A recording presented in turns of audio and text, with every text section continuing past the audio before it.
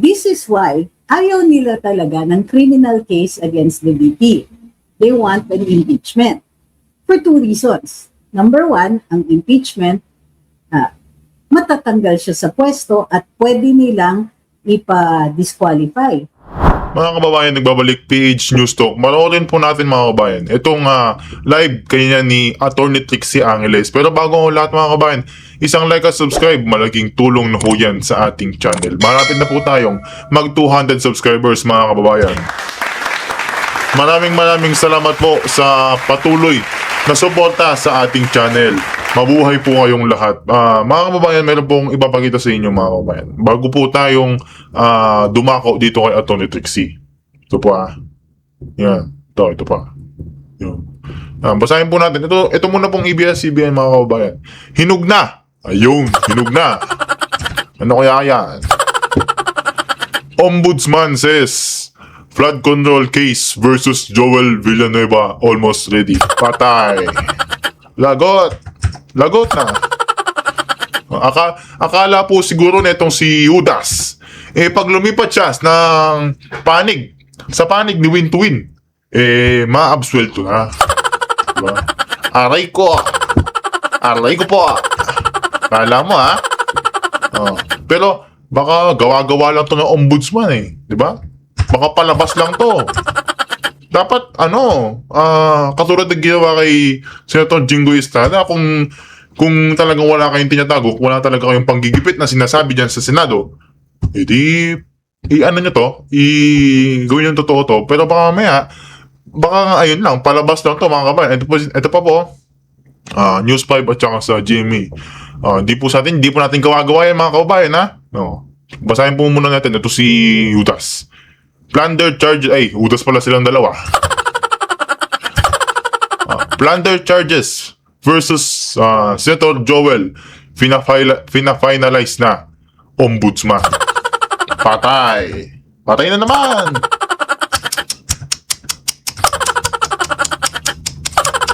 Baka na naman baka palabas na naman ng ombudsman to para kunwari hindi sila binabayaran. Dapat totoo, di ba? Ito pa si Senator Chiswis Escudero faces 586 million. Ba? Ang laki! Ang laki! Diba?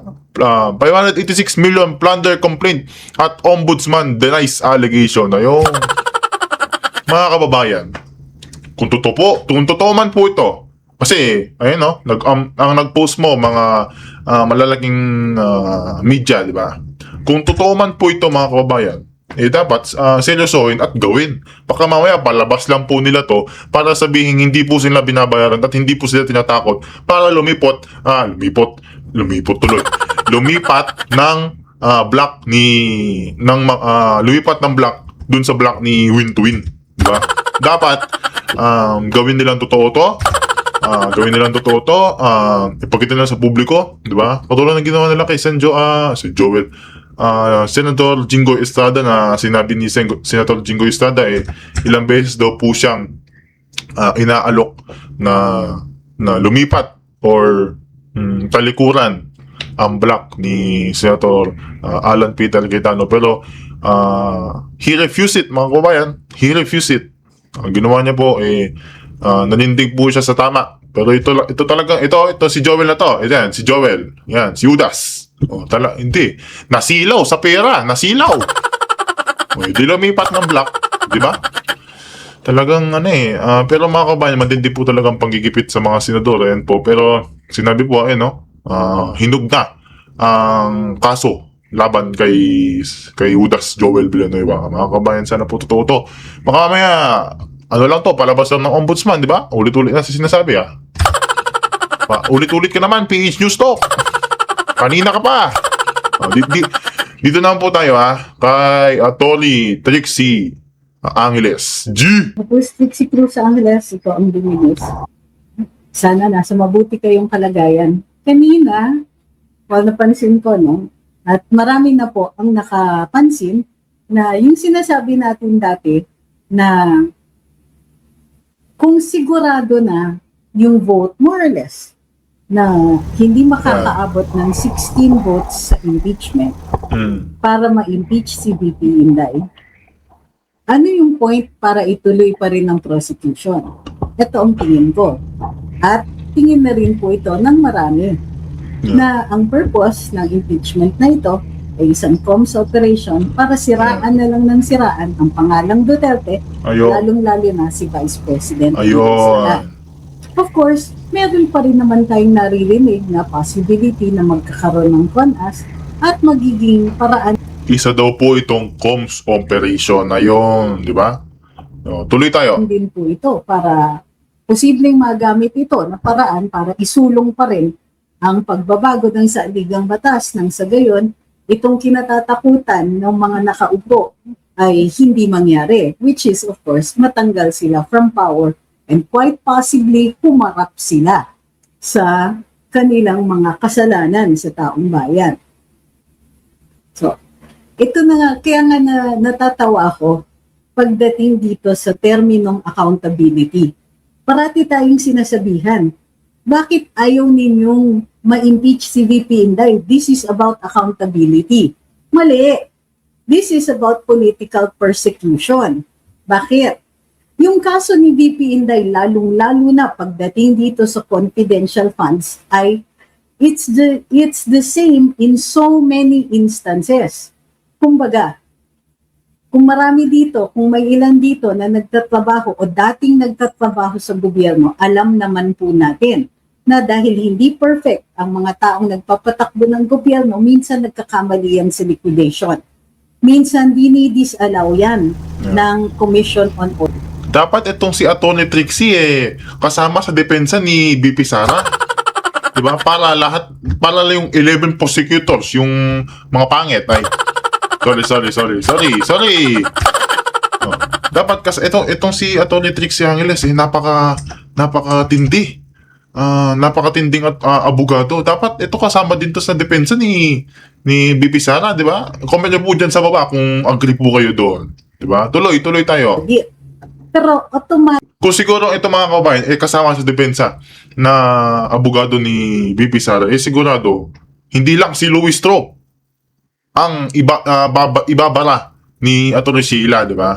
Binara po ni Atty. Sheila si Luis Tro, di ba? Kung siguro ito po kasama din po ito si Atty. Trixie Angeles, sigurado ako. Wala na, finish na. Tapos na ang laban.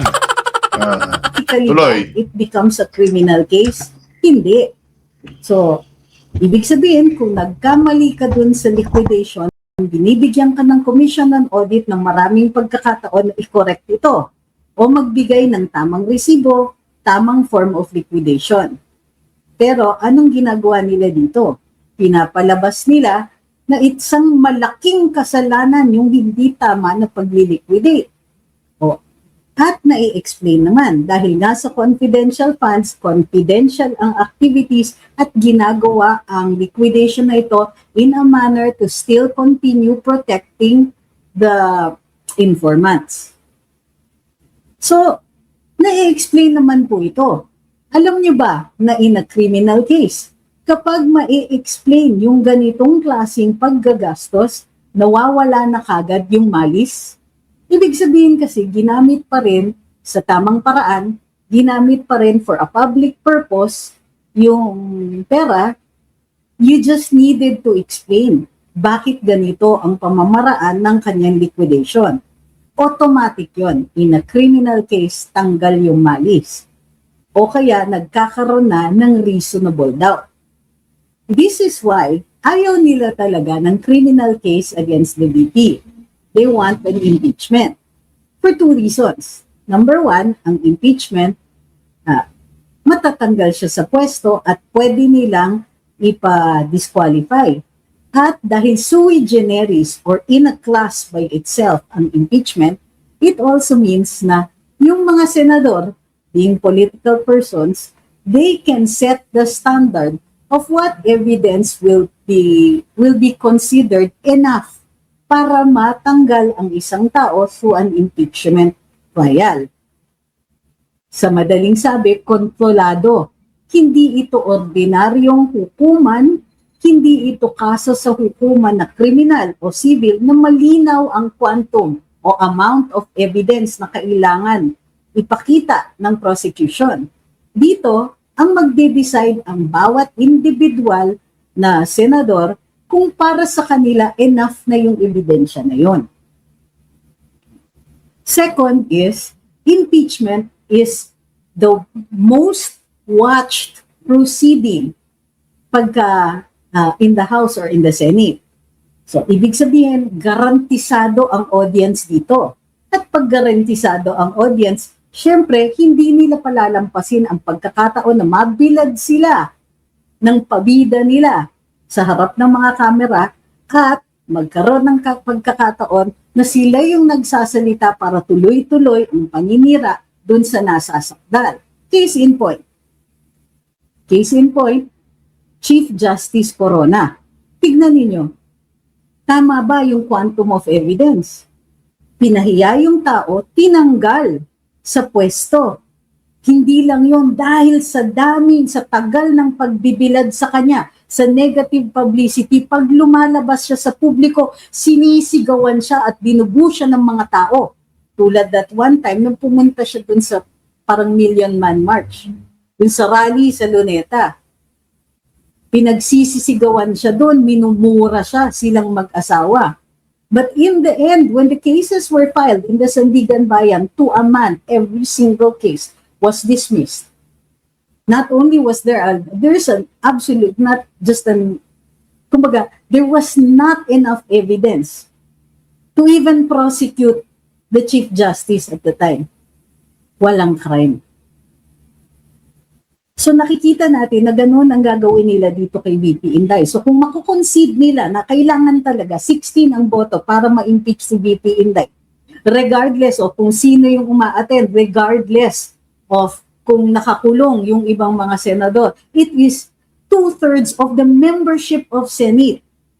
Hindi naman nila mabago ng ganong kadali ang membership ng Senado dahil kailangan din ng 2/3 vote. So, what are they going to do? Gagamitin nila ito na pagkakataon na siraan ng siraan si VP. But here is the one battle that we can actually win. So bakit nila isinasa publiko? Because we are the audience.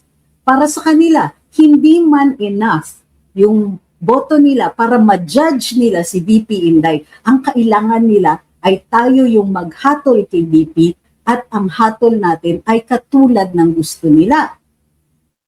Kailangan magduda tayo kay Vice President, kailangan pagdudahan natin ang purity of her intentions, pagdudahan natin yung operations na ginawa, pagdudahan natin yung kanyang paggagawa ng trabaho niya. Para sa ganun, ito ay extension ng campaign period sa 2028. Bakit? Kung hindi kasi nila gagawin ito, wala talagang chance. Ika nga nila, not a snowball's chance in hell for sino ba ngayon ang mga nagdeklara na posibleng tatakbong presidente? Let's say Risa Hontiveros. Snowball's chance in hell talaga, manalo siya as against VP Inday.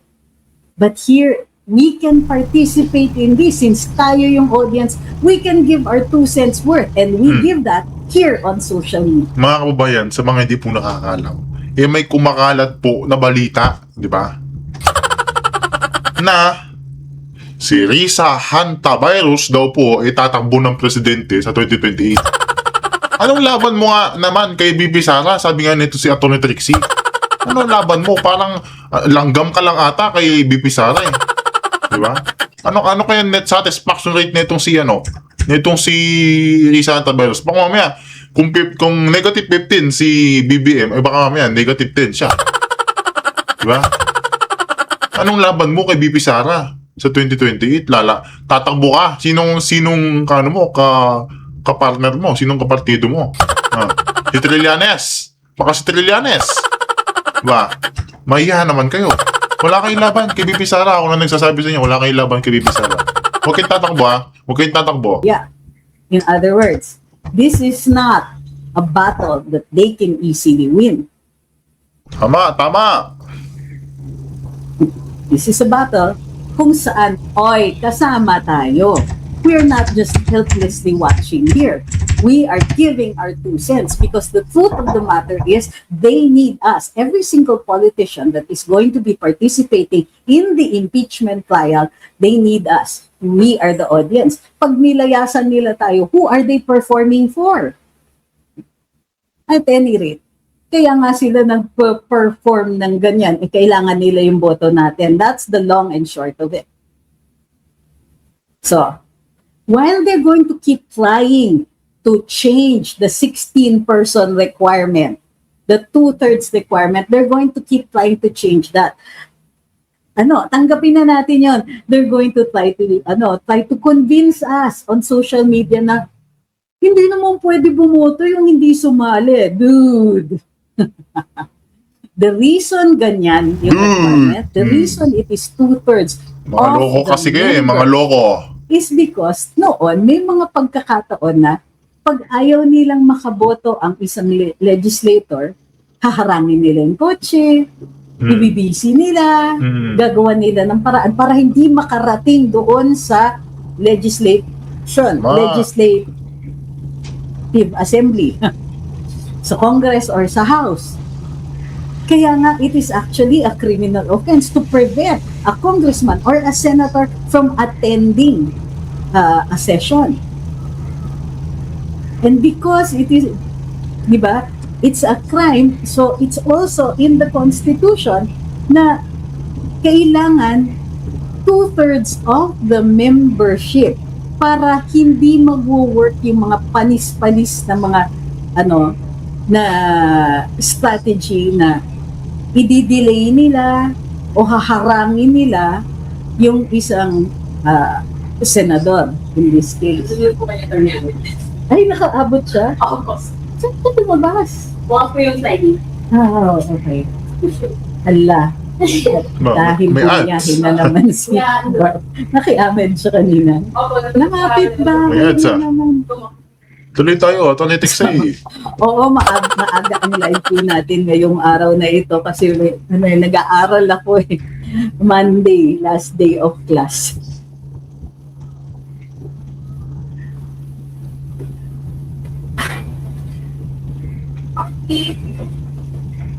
Ba. Sabi ni Gerald, I heard from Senator Marcoleta, parang may nakasalang sa CA for promotion sa AFP para maipalit kay Browner. Kunwari lang po natatakbo yan si Risa dahil sa CONAS na balak nila to extend these endo senators and reset to regional senators so they can run again. I understand this. Totoo din naman yan. Posibleng-posible yan. Pero yung mga nakasalang sa CA for promotion na i-promote na po yung 5 na in-announce naman po. Magandang hapon. Sabi ni Sema, President Digong will be vindicated. I think it's Vice President Sara muna. Pero ito yung nakakatawa. Pag tinignan po ninyo yung mga hinain nila ng prosecution ng kanilang mga ebidensya, ano yung nakikita ninyo? Mayroon diyang ebidensya na tungkol pa kay Presidente Duterte. Supposedly, an account, a bank account, bakit dinadamay? Kunwari daw, joint account nilang dalawa ni VP Inday. Bakit nila sinasali yan? Because they are fishing for evidence that they want to be able to file against VP Inday either in the Sandigan Bayan later on or in the ICC. Hindi tumitigil yung witness na yon. Gustong-gusto niya talaga. And it is a matter of pride for him na maipakita na may bilyones daw ang mag-amang Duterte sa kanilang bangko.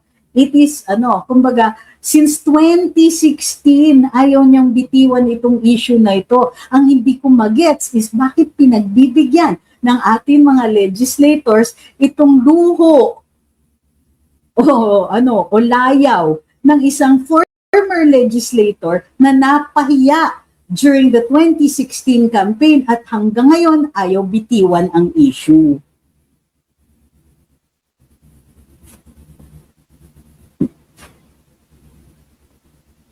So ito, sabi ni Ma'am Rebecca, ngayon pa lang, dinideclare na niya, I will not doubt VP Sara. Neither will I question her credibility. Mas corrupt pa yung panel ng prosecution. There you go. That's what that's exactly what's going to happen here. Yeah? What we do, ngayon pa lang, is mag-declare tayo, hindi tayo mayayanig. Because this is going to be smoke and mirrors katulad ng ginawa nila noon sa Committee on Good Governance. Naalala ninyo? Hindi naman makasagot si VP Inday, hindi makasagot na maayos yung kanyang mga tao, leading yung mga questions, nagagalit yung mga kongresista pag hindi nila nakukuha yung mga kasagutan nila, and that made the people who were there, the resource persons, really look bad. Kami din, noong dun sa mga TRICOM, may mga questions sila, leading yung questions. Hindi naman ito trial. Pwede naman dapat mag-explain, and yet, anong ginagawa nila? Tapos gusto pa nila aminin ng mga resource persons, katulad ng ginawa sa amin. O aminin nyo kasi natanga kayo. May mga ganon. So, tama ba yun? And is evidence obtained in such a manner something na tatanggapin natin? Tatanggapin ba natin yung mga ganyang klaseng paratang in a legislative proceeding where they can threaten you with indefinitely being detained in the house until mag-recess? Di dapat, di ba? Not only that, tatanggapin ba natin yung ebidensya? Halimbawa, nung panahon na andun pa mayor pa lang si Inday Sara, anong koneksyon yan? Hindi ba maliwanag? Sinabi ng Korte Suprema sa Duterte versus House of Representatives, yung pwede nyo lang iakusa ay acts committed in the impeachable office. So bakit dinadamay pa? Bank accounts from the time na mayor siya. Confidential funds from the time na mayor siya. So,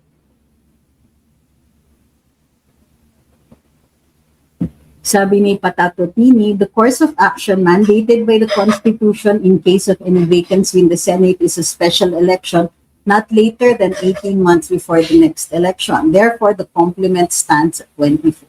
Nice. Yan, sabi ni Adri, let's not be swayed sa lahat ng kasinungalingan nila about VP Sara. Keep the faith, continue the fight. If we want change, we have to give steadfast support kay VP Sara until the very end. That's true. That is true. Kasi sa totoo lang, any testimony that was obtained during the course of the on the Committee on Good Governance doon sa House, hindi ko tatanggapin yan. Bilang mamamayan, yung mga nakaupo kasi, mga senador, mga kongresista, nakaupo sila in representation of us. So, kailangan maliwanag sa atin na pinapakita natin ang tinatawag na agency of the voter. Alam niyo ba kung ano ibig sabihin nun?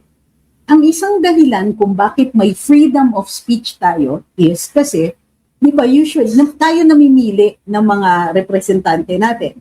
Pero usually, pagka naboto mo na, sila na yung gumagawa ng desisyon. Totoo naman, kasi usually we delegate the discretion to them. Sila yung boboto sa mga batas na tingin nila ay makakaayos sa ating lipunan. Pero, hindi lahat ng desisyon nila sinasang-ayunan natin. Ang paggamit ng kalayaan natin magsalita at magpahayag reflects the agency of the voter. Meaning, hindi kumot binoto natin yung mga yan, ibig sabihin, sinasang-ayunan natin lahat ng sinasabi nila. And how do we show na hindi natin sinasang-ayunan yung ginawa nila? By using our freedom of speech. Okay. Now, we should also be prepared for the trolls who will insist on repetitive questions, not just to annoy us, but to try to make a false statement look real.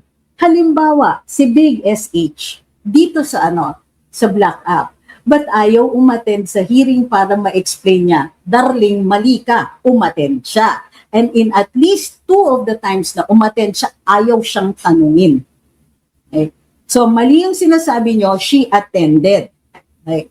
There was one day na hindi siya umattend. Ang daming sinabi ng mga kongresista, sinasabi gusto niya marinig siya, pero hindi siya umattend. The next hearing, umattend siya, hindi siya tinanong. The hearing after that, umattend na naman siya, hindi siya tinanong. And nung ang tatay niya nakaupo, umattend siya, they could have called her as a witness at that time. Hindi nila tinawag at hindi siya tinanong. Tumigil kayo dyan, kasi kaming DDS, alam namin yung salag dyan.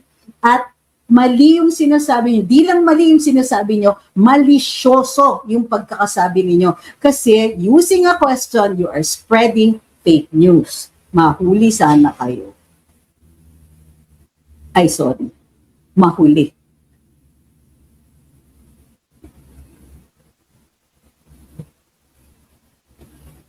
Of course not. Sabi ni Sammy, what shall we do? Is it better for VP to seek asylum in the meantime? No. She's not the type na iiwan niya ang bayan. Ano yun? Iiwan niya tayo tapos ine-expect niya lalaban tayo for that. That's the reason she will not go down from office. Hindi siya magre-resign. Andito yung laban. Binigyan siya ng mandato. Bakit niya tayo iiwan?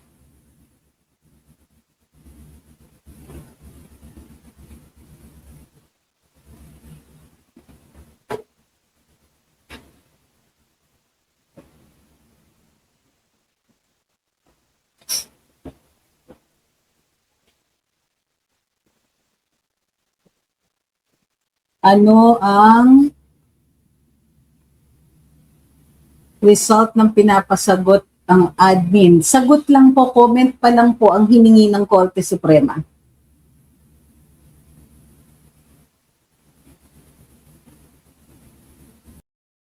Hipokritang mga ito. Ha, tandaan po ninyo, tuwing tumatakbo yung mga yan, dahil national office ang Senado, ilan sa kanila pumunta sa Davao. At during the period na Mayor si VP Inday and all that, issue na, ginawa na ang issue yung confidential funds at the time. Hala, humingi pa rin ng tulong dito sa mag-ama. Pagkatapos, ganyan ang ginagawa sa kanila. Pag nag-umpisa na ang hearing, papaalala ko sa inyo kung sino yung mga yun.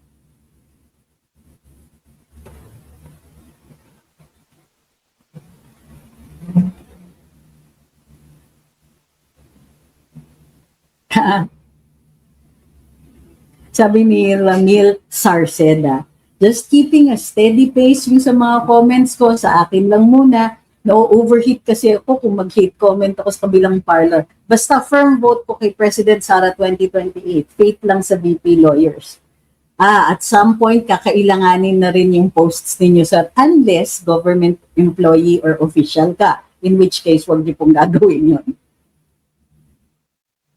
Ito, sabi ni DIY, how about sa warrant of arrest ni Senator Marcoleta? I hope they are bluffing lang.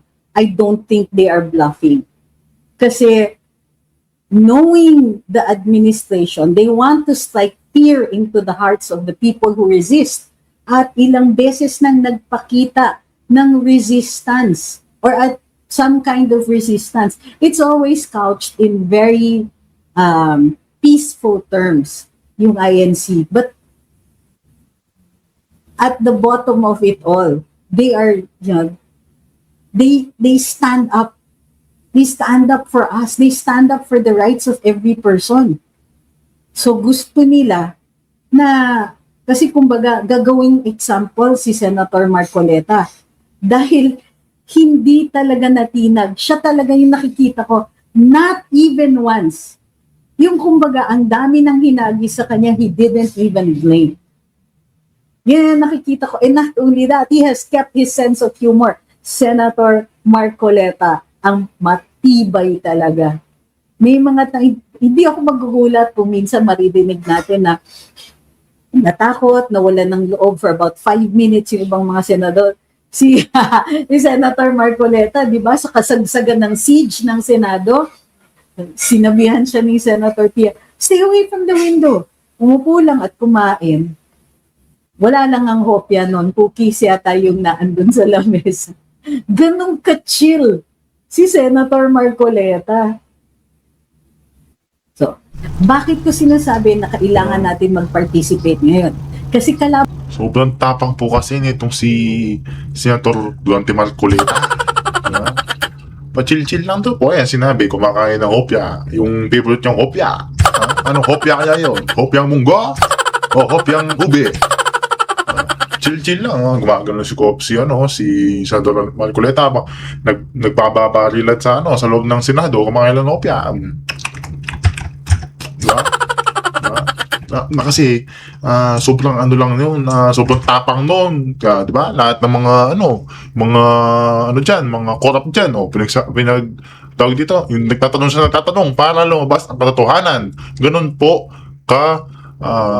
katapang ang ating isa sa mga magigiting na senador na si Senador Rodante Marcoleta. Palakpakan po natin siya, mga kabayan.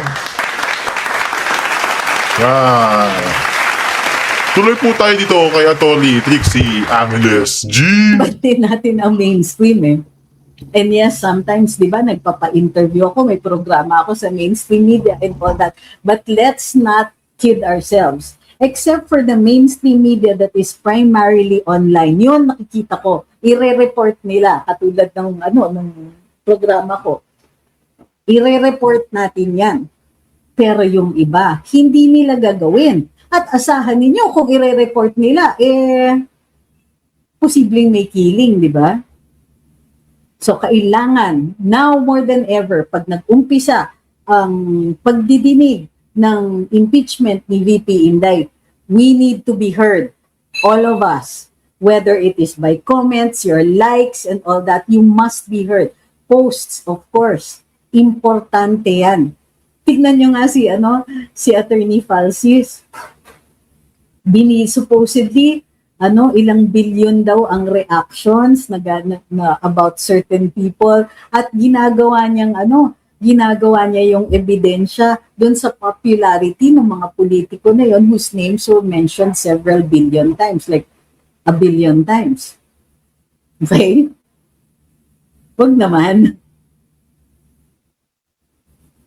Sabi ni Zerep, so tama talaga yung sinasabi ni Sen Marcoleta, may mga bayarang media. I don't doubt na meron.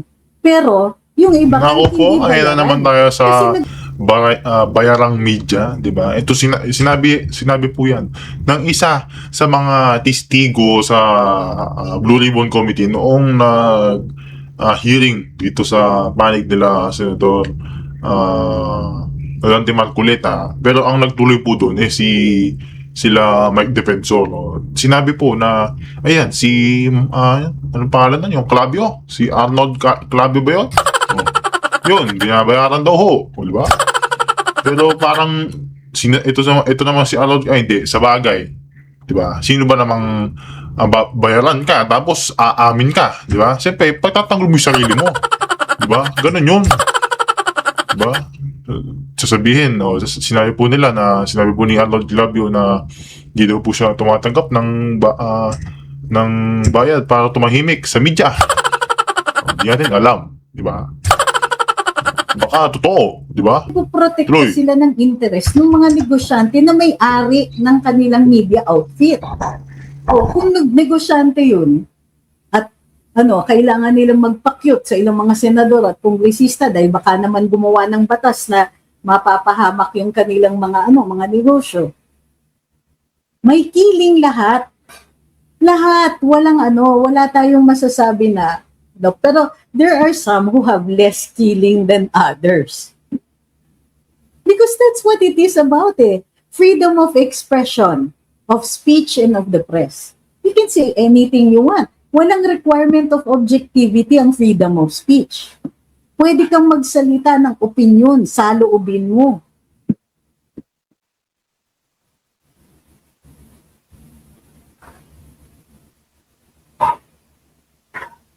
Sabi ni Ma'am Soledad, bakit yung ibang DDS, sila po unang nagka-cast ng doubt kung makasurvive si VP Inday? Freaking yes, Inday 2028, landslide, largest margin in history. Hindi kasi nila nai-interview. Well, yung iba, there are two kinds na ganyan. Yung iba, yung sincere talaga ni DDS. Yung iba yung nagpapanggap DDS lang. So, let's say DDS yan. Tapos sinasabi malabo na si Inday kasi ganito. They're trying not to be disappointed. Iniisip nila, kung tanggapin na nila ngayon pa lang that the worst can happen, di na sila masasaktan later on. Ang totoo niyan, that kind of mentality, it doesn't work. Sabihin man nila o kahit ano, sabihin nilang ganyan na yung termos ko, guys. Sabihin man nila na ganyan, masasaktan pa rin sila when it happens. So, kalimutan na natin yung nega na yan. It doesn't work. Yung mga sinasabi na, kasi sanay na, ilang beses na kami nag-hope, tapos nawawalan na naman. Ganyan ang laban talaga eh. Masanay na lang tayo. We will not always get what we want, but we will certainly fight for what we need.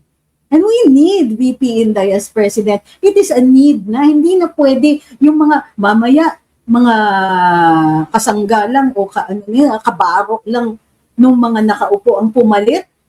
Kakayanin pa ba natin another 6 years of this kind of thievery? Matitiis pa ba natin yung ganitong klaseng nakawan? Kakayanin pa ba natin? So, fight! At saan ba tayo magaling? Di ba sa social media? Paano ba natin pinanalo si PRD 2016, 2019, 2022? Hindi tayo natatalo kasi tayo yung pinakamagaling sa bardahan online. And ang daming gumagaya sa atin, ang dami. Sinasabi ko sa inyo, they keep trying.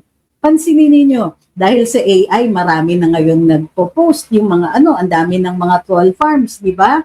Ang dami na yung mga, pero ano yung difference between yung mga haters at saka mga troll farms at saka DDS? Tayo sincere. Meron mga haters na sincere naman sila sa hate nila. Pero ang konti nun, totoo lang. The troll farms, they make it look like ang dami nila, pero wag kayong magpapalin lang dyan. Mas marami tayo.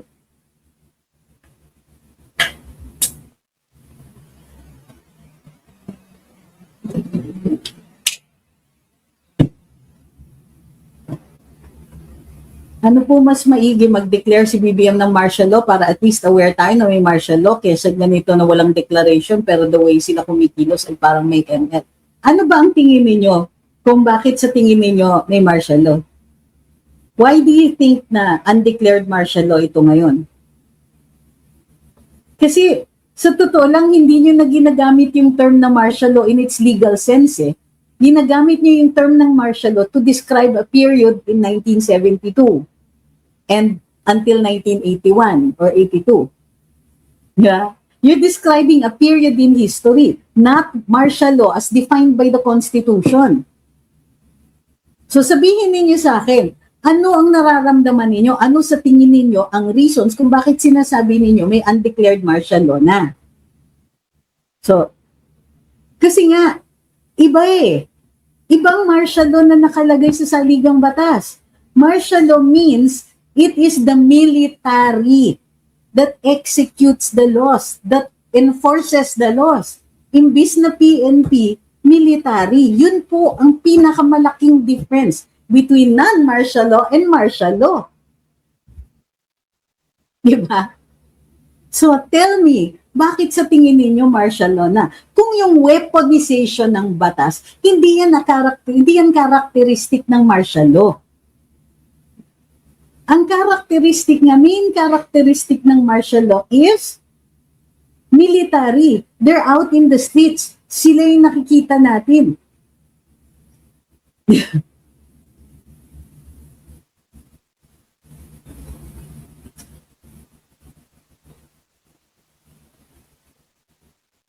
Hi kay Old School Pinoy! Miss na kita, Aaron!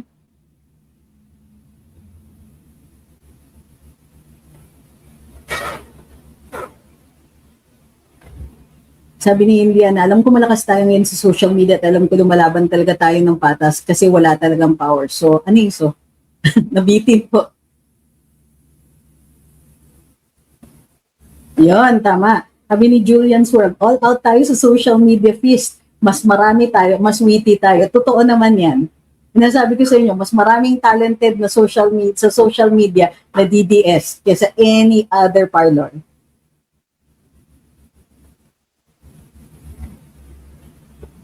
To, sabi ni Amir, it's like boxing, maraming rounds, just hold on and fight.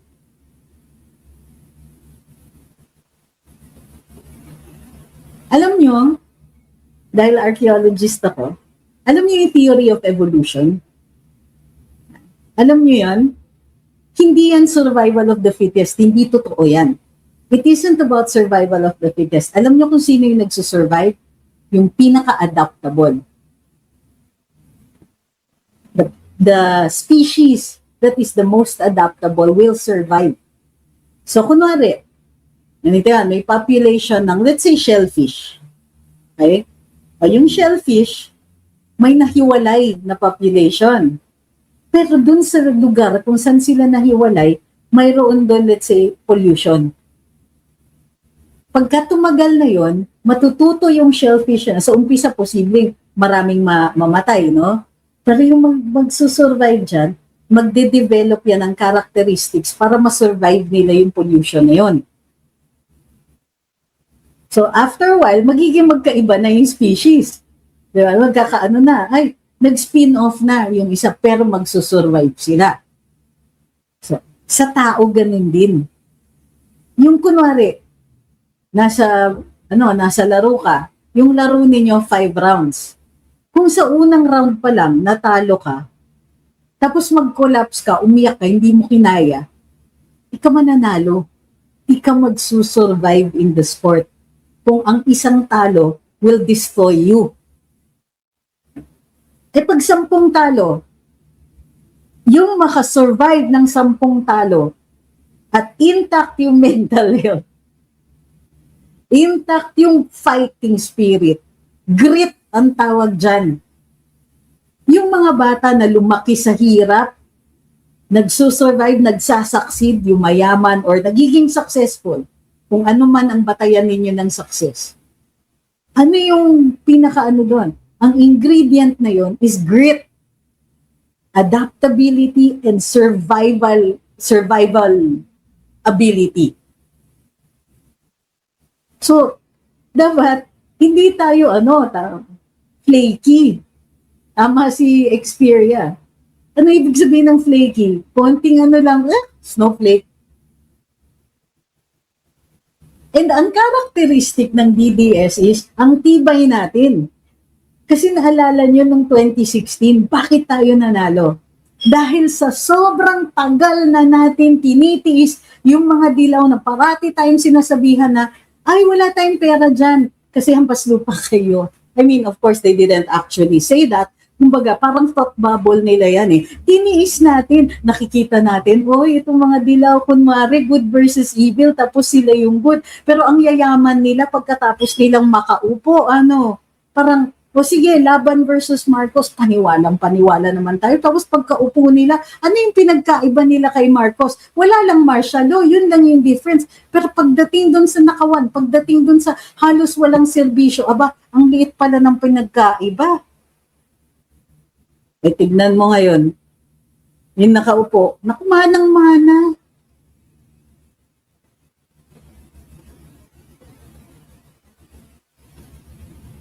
So, tapos ito pa ha, tatandaan po ninyo, yung mga kunwari DDS na nandyan, pero actually mga DDH. Sasabihin nila, kasalanan nyo yan, yung binoto nyo si BBM. Ang difference natin dalawa, ikaw, binoto si BBM, nagkaroon ng issue, naging BBM kayo. Nakita ninyo kung ganong kasama, nakita ninyo kung ganong kalakas yung paghampas nila sa karapatan ng mga ordinaryong mamamayan. Imbis na lumaban kayo, lalong nag-Marcos. Ang difference is ang DDS lumalaban. Ano ka? Di kami, we don't call him Tatay Digong for nothing.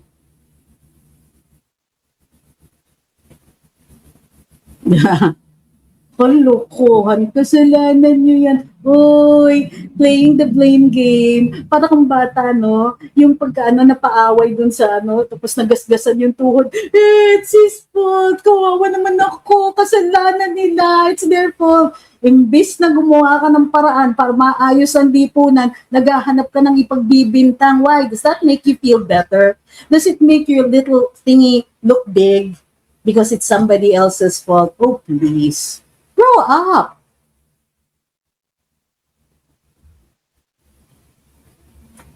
Sabi ni E, tunog lata daw, difference team ni VP, Sara. Sabi ni Rene ko, sana wag naman nila i-personal ang difference ng team ni VP. Ayaw lang nila kay VP, kaya di sila agree.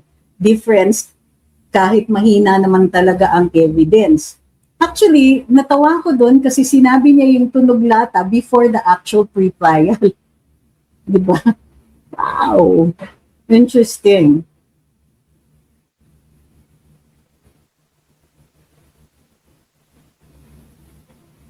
Sabi ni Julian Swell, not only dapat active tayo makipagbardagulan sa SOCMED, pwede din tayo magpagawa ng tarpaulin na may BBM resign. O di kaya kahit sako, tapos sulatan natin ikalat sa buong bansa, lalo na sa daan. Yeah. Pansinin nyo yung mga tolls ha, recycled lahat.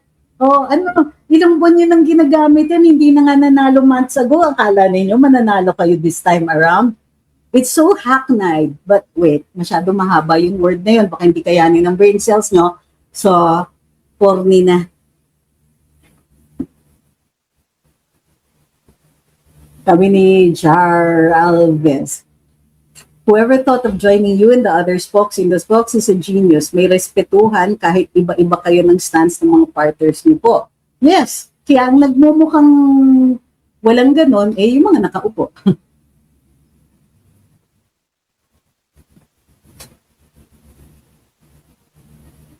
Sabi ni Indiana, ewan ko na lang talaga hawak nila lahat ng power sa darating na November bagong Chief Justice naman. Nahawak nila lahat kahit, talaga, sino may sabi? Hindi niyo pa nga alam kung sino ma-appoint na susunod pagkatapos hawak na nila lahat. May bolang kristal tayo, te? Uy, ano ngayon kung hawak nila lahat? Hawak naman ng ng Spanish colonial government lahat nung nag-umpisa ang katipunan at sinong natalo? Ha?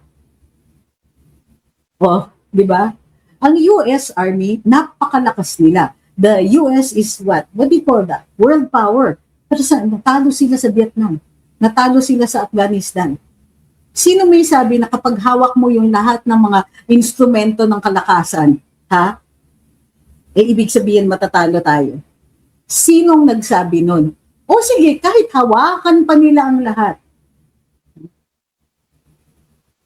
Ang wala sila fighting spirit natin. Administrasyon lang yung mga yan, DBS tayo. Ilabas nyo naman yung kayabangan ninyo. Nawala na ba? Kala nyo naman kasi, ito nga yung time na napaka-exciting ng laban.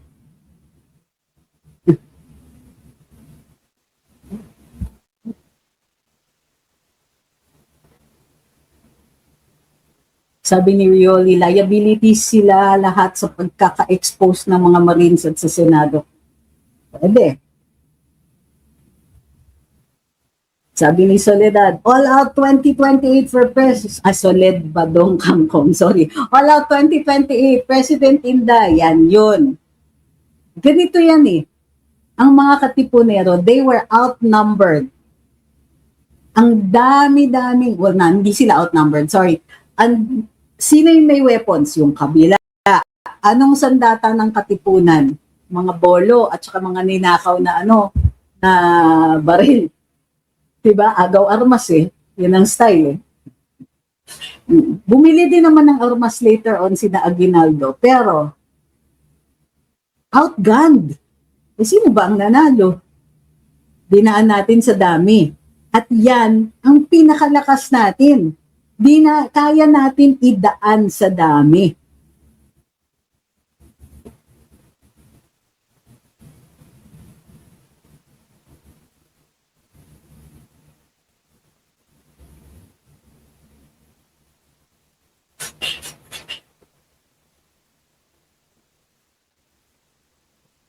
Sabi ni Iceberg, bakit mo lang mag-push ng cases ni na Joel Villanueva at Chis Escudero?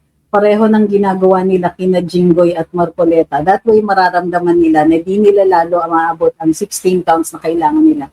Uy, anong branch ba ng gobyerno ang prosecution ng mga kaso na yan? Kalimutan niyo ba? Hindi po judiciary ang prosecuting. Executive po yan. Hanggang dyan na lang muna po tayo mga kababayan. Mga kababayan, medyo mahaba po kasi itong live ni Atty. Trixie Angeles. Mabuhay ka, Atty. Trixie Angeles. Salamat sa iyong pagkasuporta sa mga Duterte. Yan. Dapat dito sa iyo ay pinupuri Atty. Trixie Angeles. Mga kababayan, pero kung gusto niyo po panoorin itong live ni Atty. Trixie, pumunta lang po kayo sa kanyang YouTube channel, Lumitus, Atty. Trixie Angeles. Yan. Mga kababayan, ito na po natapos ang ating video. Mabuhay ang mga Duterte, mabuhay po kayo lahat. Salamat po sa pagsuporta sa ating channel. God bless po sa ating lahat.